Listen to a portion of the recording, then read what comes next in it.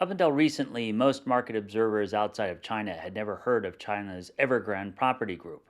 Now, the world's financial, business, and economic commentators are abuzz with speculating on what the possible bankruptcy of this heavily indebted Hong Kong stock market listed company means for China and the global economy. Renowned short seller Jim Chanos has gone so far as to argue that the implosion of Evergrande could be far worse than what occurred with the collapse of the Wall Street investment bank Lehman Brothers, whose September 2008 bankruptcy sparked the global financial crisis. So, what does the probable, most are speculating imminent, collapse of China's most active property developer mean, and how concerned should we be? In this video, we'll address some specifics about Evergrande's situation and put these in the context of how dependent China's growth model is on real estate-related activities in general. We'll finish by looking at what this means for China and the global economy going forward. Evergrande has operated as China's most active property developer. In a property-driven economy, that made its founder, known as Xu Jiayin to most Chinese, but who styles himself as Hui Kaiyin in the Cantonese version of his name, for a time China's richest person. But today, the company is best known for its negative top-ranked position as the world's most heavily indebted property developer. Struggling under the weight of over $300 billion in debts, and with China's property sector in long-term decline, plus the government turning off the financial life support it used to provide that sector, that means the collapse of Evergrande is now practically a foregone conclusion. It's mainly a matter of how the company's demise will play out. Apart from global observers anxiously watching the course of events, some 1.2 million buyers for 800 uncompleted Evergrande housing projects across 200 Chinese cities have paid for part or all of their homes with no assurance that they can ever move in or be compensated. Let's look at some analytics that further describe Evergrande's situation and that of the Chinese property sector in general. This graph shows the nature and extent of Evergrande's accumulated debt and how quickly it rose in under 10 years.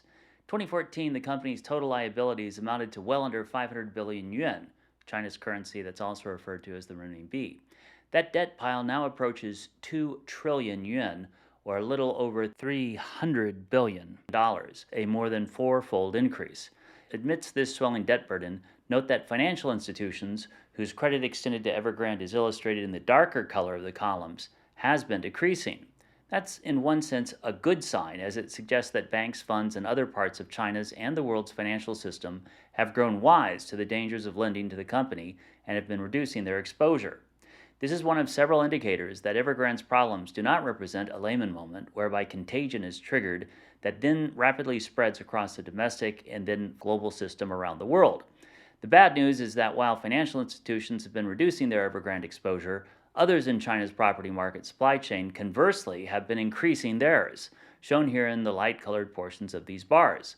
That means that more than ever before, home buyers who pay for part or all of their purchasing price before work on a dwelling is completed will be on the hook for any debt defaults, as will be large numbers of builders, contractors, and building suppliers, along with their many employees. This is the real looming crisis for China's economy. That kind of disruption to consumers and other economic forces who are exposed to mismanagement at Evergrande and other developers who are greatly overleveraged just as China's property market enters a period of decline. This chart comes from research led by Kenneth Rogoff at Harvard University that is published in a paper whose link I'll post at the bottom of this video. It shows the contribution of real estate industry and the value of activities in sectors that connect to it in driving GDP. So this is a more comprehensive view of not only property development, but the degree to which activities like construction, bank lending, and related employment depend on real estate to fuel economic growth.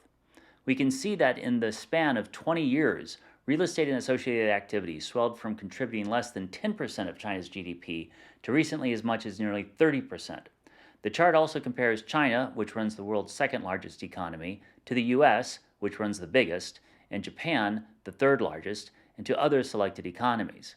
Clearly illustrates how, apart from explosive growth and importance to real estate-related activities for China's economy, the level of dependence on real estate is far above that of comparable economies. The examples of Spain and Ireland also serve as reminders of how real estate bubbles eventually pop. The many years that China has avoided a collapse of its real estate bubble has led some to claim that the Chinese economy is so different from others that it is essentially immune to real estate bubbles.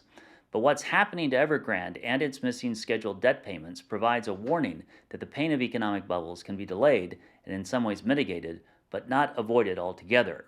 So you can see here the building pressures for a huge correction in China's real estate sector. Here's another graph provided by Rogoff's study where the data sources are a well-respected Chinese bank and university.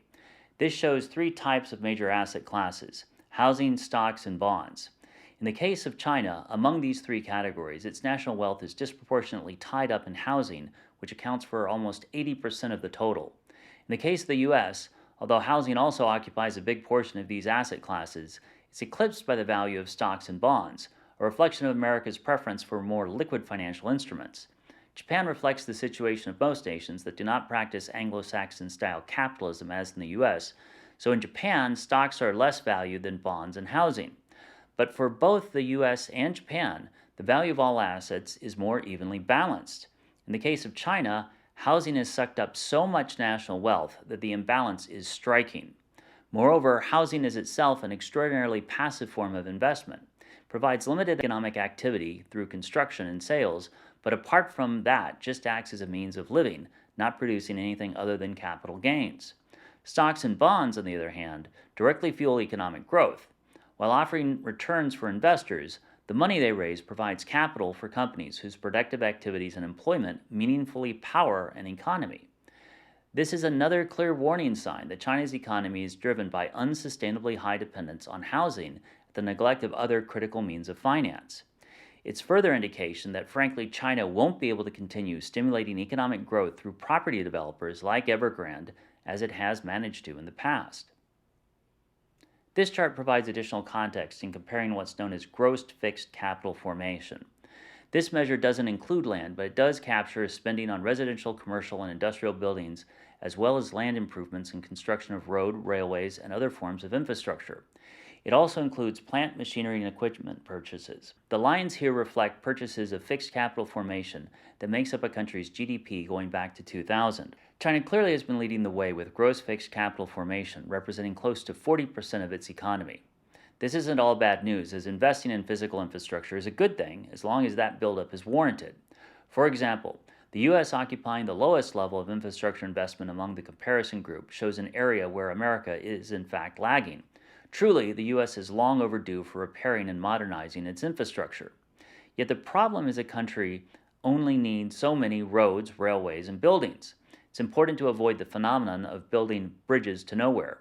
In recent years, China has been building high-speed rail track and airports in remote areas of the country where demand for that level of transportation doesn't exist. Local governments have even taken to dynamiting so-called ghost cities where rows of overbuilt and unoccupied residences have gone to waste.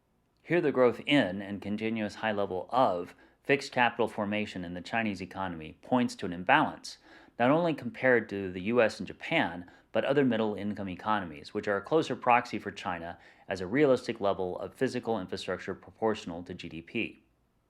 The columns and lines in this chart further confirm the problem of housing market excess in China's economy. The latest figures show over 60 million empty dwellings. That's an astonishing figure. The average number of people per dwelling in China is 3, meaning the excess is on the order of enough housing for 180 million people. That's enough space to accommodate the entire population of Russia or Mexico or Japan, with room still to spare to house all the people living in, say, Canada or Poland. Relatively good news is shown by the red line indicating that unoccupied housing inventory has been decreasing in Tier 1 cities like Beijing, Shanghai, and Shenzhen. However, this is mitigated by the pronounced increase in vacancy rates in smaller Tier 2 and Tier 3 cities, both of which exceed 20%. This provides additional reasons why you can expect Evergrande to be only the first of many property developers to face a massive reckoning as China comes to terms with this enormous housing oversupply. I'm including this final graph to further illustrate the degree to which property is entwined not only with China's economic growth, but its government finances as well. Much of the funding for the gross fixed investment that goes to public infrastructure, along with the financing for locally provided public services, comes from what is known as local government financing vehicles, or LGFVs. In an informal fashion, LGFVs issue something akin to municipal bonds, but these carry much higher risks because of the uncertain return of the projects they fund. Local governments pay off their LGFV debt through fees and revenues earned in land sales. This works well enough in a hot real estate market, but not one entering a period of decline. As the columns indicate, China's real estate-backed local debt load is approaching 60 trillion yen. That's about 9 trillion US dollars, far in excess of most countries' entire GDP. This shadow debt load has nearly tripled since 2012 and is pushing up financial leverage of China's GDP while the means to pay off the debt is shrinking. So here too, what's happening with Evergrande points to more complex, intertwined, fundamental issues in the structure of China's economy. So what does this all mean for China and the global economy going forward? It's a mixed bag, where aspects of precise historical references like Lehman Brothers collapse do and don't apply. China bears like Jim Chanos have been shorting the Chinese economy for years, but come up empty-handed. So far, China has provided lots of cases where individual companies implode, but the economy has kept churning out high levels of growth. The bears are right to point out that problems with Evergrande are coinciding with what indicators show is a topping out of the Chinese economy, and it finally seems to be entering a phase of more pronounced decline. Yet this is far from a Lehman Brothers moment. The Chinese government has rigorously kept the country's capital account closed, so it is not exposed to the external shorting pressures that you normally see in these situations. The government also controls China's banking sector and all other financial levers, so it has means, financially at least, to absorb the collapse of large property developers like Evergrande, which likely will become the first of several to fall. How the government will manage to deal with millions of Chinese consumers in danger of losing their homes and life savings, as well as the companies and workers connected to the property development supply chain, is less clear. Asset reorganizations, bailouts, and financial assistance could all be within the government's means. So while the pain will be deeper and farther reaching for consumers and numerous companies along the supply chain, the government can pursue various remedies. The real danger signs for China's economy lie in the way property and fixed asset investment has been driving economic growth and funding local government. That method of economic development has been working in China for decades, and it's stunned the world. The problem is, that means of growing the economy and paying for government services is evaporating. Although the risk of contagion from failed property developers seeping into the financial sector, like we saw from Lehman Brothers, is very low, the impact on consumer confidence could be very high. The cumulative effects of declining economic growth, lower government revenues, and depressed consumer sentiment represent a combination of challenges that the Chinese government has not had to manage before. So the coming months will be critical in determining how great the impact of property developer bankruptcies will be when rippling across the entire Chinese economy. Most forecasters have already adjusted downward projections for China's economic outlook. That likewise will drag down global economic growth in the near term. But long term, the global fallout from a slowing Chinese economy likely will be mitigated as China continues its decoupling from the US and other major economies with its increasingly nationalistic policies. Economies in South Asia like India and Southeast Asia like Vietnam are likely to gain in this scenario, and for some time have already been enjoying economic growth that exceeds China's. Comparing China's slowing economy against new growth engines in other parts of Asia is a subject best left for another discussion. Here what is clear from a basic view into what the Evergrande crisis reveals about China's structural economic weakness is that China is facing an extended period of decline unless it can foster new drivers of growth. China has surprised the world before, but its options are much more limited now. Coupled with the Communist Party's growing politicization of economic activity, including an unfolding purge aimed at capitalists and entrepreneurs, even if Evergrande is not another Lehman Brothers, its fate unfortunately symbolizes much of what lies ahead for China's economic prospects. Thanks for watching. If you'd like to stay regularly informed on geoeconomic topics like today's, please make sure to subscribe and check the bell for future notifications about new posts.